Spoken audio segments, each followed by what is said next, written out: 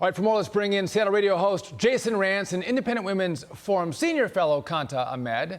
Both of you, welcome to the show. Jason, I'm going to come to you first. So I kind of figured that the squad and those who thought like they do were a small band of radicals. But as we were sleeping, I now see that this radicalism has grown throughout the country and it has spread far and wide. You see these protests, the people that are coming out to support this cancerous ideology, it's everywhere in the country.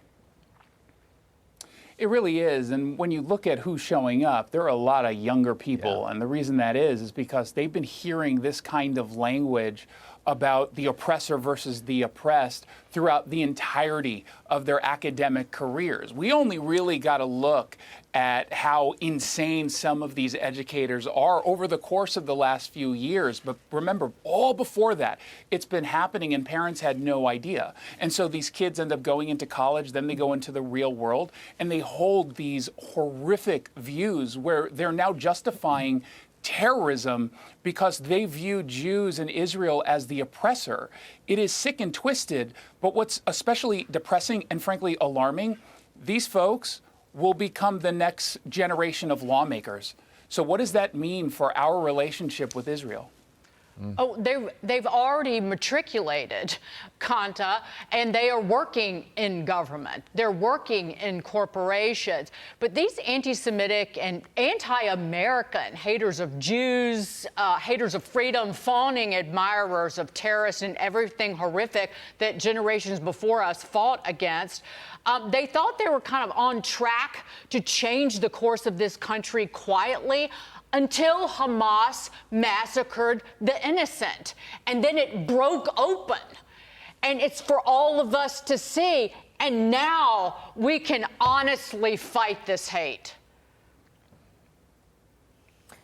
Exactly. It's so important to remember that October 7th, Hamas committed genocide on the Jewish people, genocide on the Israeli people. What you're seeing now in the United States, this horrendous legitimacy given to rampant anti-Semitism is the marriage of the celebration of victimhood by ultra-left progressive politics and radical Islam. We're hearing now that on TikTok, bin Laden's letter is being glorified.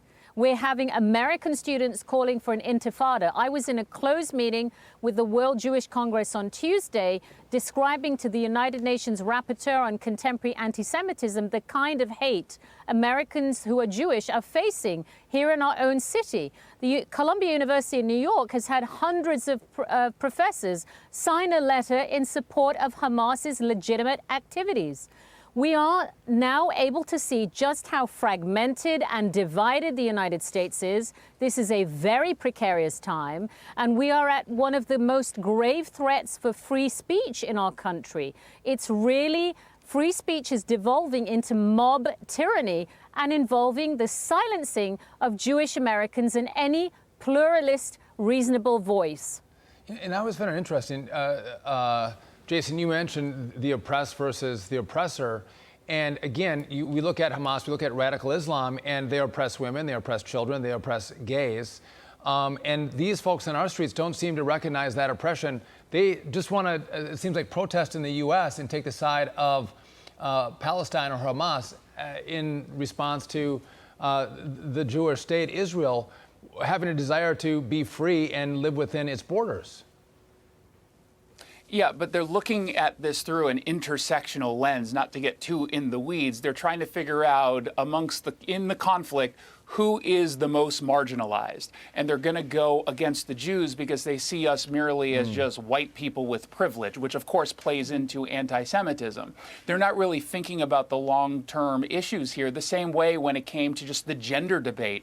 Women used to be the group that folks on the left were fighting for, and now all of a sudden it's transgender women who are biological males because they view that as an issue of more marginalization on that one angle. So that's how they're looking at this particular story. And that's the sickness. I mean, you put on a red hat and you go for a rally, you have been radicalized and everyone has to look at you. The FBI better get involved and try to figure this all out. And you have people here who are siding with terrorists, making terroristic threats, in some cases organizing, creating maps to tell people where to target.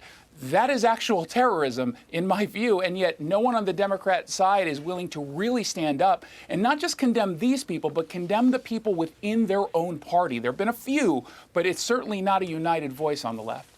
Moving on to another mess, and Qanta, you brought up the TikTok trend of spreading, admiring Osama bin Laden's letter to America from 2002. Just how low will Joe Biden go to get reelected? Well, it's well established that TikTok, now the rot of the internet, we remind you of the posts defending Osama bin Laden, kind of admiring him, took off. And TikTok is now removing the post, saying it clearly violates their rule, blah, blah, blah. They want to say it's not a them issue. It appeared across multiple platforms. We say, shove that where the sun doesn't shine. We're over their excuses. The danger from this app is and has been clearly very real and present. The bigger coup for the Chinese Communist Party, if TikTok is permitted to continue operating in the United States, and if WeChat and other Chinese platforms are allowed to continue to operate, is that it gives the Chinese Communist Party the ability to manipulate our social discourse, the news, to censor and suppress or to amplify what tens of millions of Americans see and read and experience and hear through their social media app.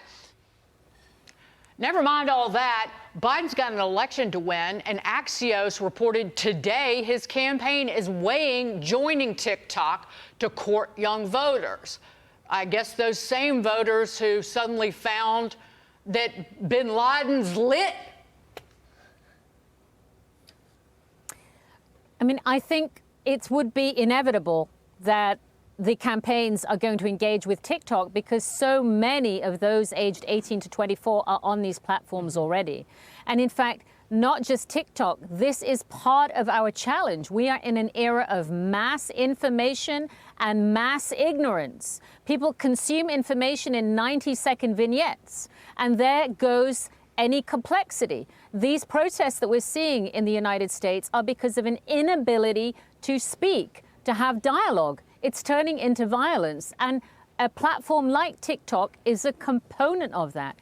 At the same time as we're looking at these protests, and we must protect the Jewish Americans that are at risk, we also have to take this debate to a much greater level. We need to have congressional hearings on October 7th to reveal to the American public what was perpetrated on the Israeli person, on the Israeli bodies that I saw in the morgue, on the Israeli children who were murdered by this, on the Israeli babies. And we also need, even though we're not party to the court, we need to support French lawyer Francois Zimmeret bringing international arrest warrants at the International Criminal Court against Hamas, who are international criminals. So we can feed attention to these protests through our mainstream media and through our social media, but we have work to do in our real halls of power, and there is nowhere better to do that than in the United States. Jason, just real quick, I believe at the status, those who are under 30, more than 30% of them get their news from TikTok, which means they're getting their news feed from China.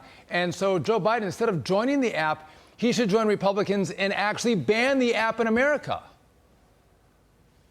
He should. Look, I have a natural discomfort for the government banning things.